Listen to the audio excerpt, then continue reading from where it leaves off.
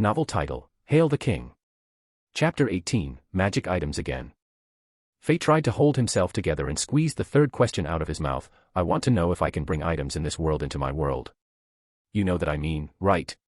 Honorable Priestess Akira. Fei was ready. If Akira said anything like, it's God's decree, or, I don't know, Fei would literally punch Akira. Consequences. Screw that. Fei thought. He didn't care what the consequences were for fighting with the leader of Rogue Encampment. Fortunately, Akira's answer wasn't anything like that. Young traveler, you have memorized this rule. In this world, everything has a price. If you have and are willing to trade items that even the gods envy, you can get anything you want. So you mean, if I can pay for it, I can take it to my world, right? Young man, this is your fourth question. You damn woman, you're so cheap. Fei cursed in his mind. Although he was pissed, he appeared respectful towards Akira. He shook his head, no, of course not. Fei was honestly scared by the greediness of Akira. He quickly asked his fourth question, why am I forced to leave this world after a few hours? What's that voice inside my head? That is God's direction, my child. When your mental strength is strong enough, you will get to stay in this world forever. But now, it's obviously not the case. With your current mental strength, you can only stay in this world for 4 hours. Mental strength. So that's the key. Fei now understood. After Fei got the answer, he turned around and quickly walked. He was afraid that he would do inexplicable things to Akira. Who said that NPCs were dumb, and that their only purpose was to accelerate the plot of the game. Fei trusted this concept too hard and suffered a big loss while negotiating with Akira. Young traveler, you still have one last chance to ask a question. Akira gloated. I will save my last question for now. I will come and ask you when I get a question that's worth 2,000 gold. Looks like I have to be more careful when dealing with NPCs in this world, or they're going to suck me dry like a vampire. Damn, they're scarier than the monsters on the moor. After talking with Akira, Fei decided to level up his character. Chambord Castle was under serious danger, so he had to increase his power right away. Even if he couldn't defend the castle, he still could protect the people that were close to him. The fastest way to level up was not to slay monster non-stop to gain experience, but to complete various quests. The experience he could gain from it was way more efficient, so before Fei left Rogue Encampment, he went to Xianxia, the military leader at the encampment. From her, Fei received his second quest.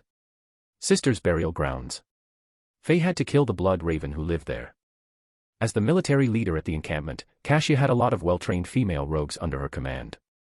In the original game, when players completed the quest, they would gain the trust of this military leader, and she would give them a rogue mercenary to fight alongside the players. I wonder if these female rogues are as pretty as the ones in the original game.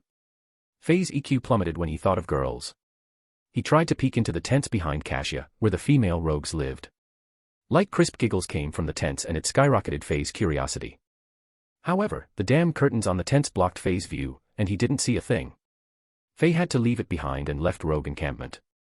Blood Raven was a traitor of the Rogue Encampment, and a corrupted rogue. She lived in a burial ground on the cold plain. She was not only a strong boss, but there were also a ton of monster that guarded her. As Fei left the encampment and traveled through Blood Moor, he killed numerous monsters. After around 2 hours of traveling, he finally entered the cold plain under the heavy rain. At that moment, Fei had leveled up his barbarian character to level 7. Like a lot of the RPG, you needed more experience and time to level up as your level got higher. It took Fei less than 3 hours to go from level 0 to level 5, but it took more than 2 hours for him to level up to level 7 from level 5. Just like its name, the cold plain was way colder than the Blood Moor. It was like going from Brazil directly to the North Pole. The monsters were stronger, too. Except for the fallen shaman and vampire, which were the common monsters, there was a new type of monster, corrupt rogue. They were basically rogues that had absorbed death energy from hell and turned evil. They used spears and swords to attack Fei when they saw him appear at Cold Plain. They rushed towards Fei in groups. When one died, it screamed and called for more corrupt rogues to show up. There was no way that Fei could have avoided them, so he manned up and battled his way out of it. After an hour, Fei had finally arrived at the burial ground where Blood Raven lived. There was 1 hour left, until he would reach his 4-hour time limit per day in the Diablo world. There was enough time for Fei to complete the quest, before he would get kicked out of this world. But before that, Fei checked his status and decided to do one thing. Go back to the encampment to fix his weapons and armor, as well as purchase some potions. The battles at Cold Plain had worn out Fei's items. The durability and effectiveness of his items decreased a lot. If he wanted to fight the boss of Cold Plain, Blood Raven like that, he was better off poking a tiger's ass with a stick, it would be an easier way to die. Faye opened his item slot and used a town portal scroll. Faye stepped in as the bright blue oval portal appeared. After the buzz, Faye was teleported back to Rogue Encampment. From Faye's memories of the original game, there was a woman called Xianxia, a NPC blacksmith who sold and repaired weapons and armor. Faye checked his mini-map and found Xianxia a couple tents away. She was a young female who looked around 18 years old. Although Xianxia was pretty, she didn't have the appearance of a delicate yet fragile female, probably because she was a blacksmith. She looked valiant, but didn't seem happy. It seemed like there was something bothering her. She wasn't surprised about Faye's arrival. After Faye talked to her, his axe and armor were repaired at the cost of 20 gold coins. Faye also sold the items that he didn't need from the monsters to Xianxia. He found out that for the same items, he got more gold coins for them from Xianxia than from Akira. That priestess is not a good egg. Faye's resentment towards Akira grew even greater. He swore that he was never going to sell his items to Akira again. Xianxia didn't seem like she wanted to chat, so Faye thanked her politely and went back to Cold Plain to fight the boss Blood Raven. There wasn't much time left. After 50 minutes, a mournful female scream disturbed the quiet plains.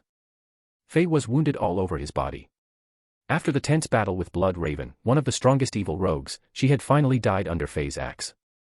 Faye shamelessly dragged out the fight. He ran from the boss when his health was low and battled the boss after he used health potions. Although it was sneaky, there was no other way for Faye to win that fight. Blood Raven was too powerful. After Blood Raven died, numerous lightning bolts came out of her body. It quickly occupied the whole burial ground as if it was the end of world. However, Faye was not hurt by the lightning at all. It seemed like the lightning's purpose was not to cause damage. After a while, the lightning disappeared.